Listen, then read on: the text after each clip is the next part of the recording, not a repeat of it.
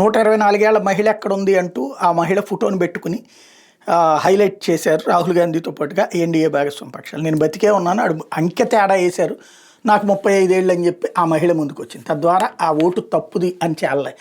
అలాగే zero door number అంటే ఒక ఏరియాలో పేదలందరూ ఉంటారు, బట్ అక్కడ వాళ్ళకెవరికి డోర్ నెంబర్లు ఉండవు. డోర్ నెంబర్ లేవు కాబట్టి వాళ్ళకి ఓట్లు ఉండకూడదు అన్నది రాహుల్ గాంధీ ఎన్డీఏ కూటమి భాగస్వామ్య పక్షాల ఫీలింగ్.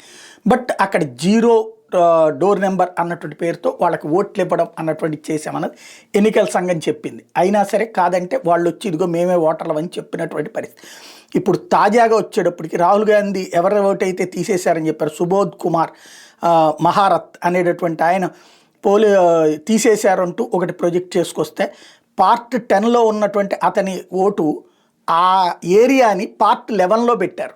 ఏరియా అట్లాగే ఉంది, ఆయన ఓటు అట్లాగే ఉంది, ఓవరాల్గా ఓటు అట్లాగే ఉంది. ఇప్పుడు ఎన్నికల సంఘం ఆన్సర్ చెప్పింది.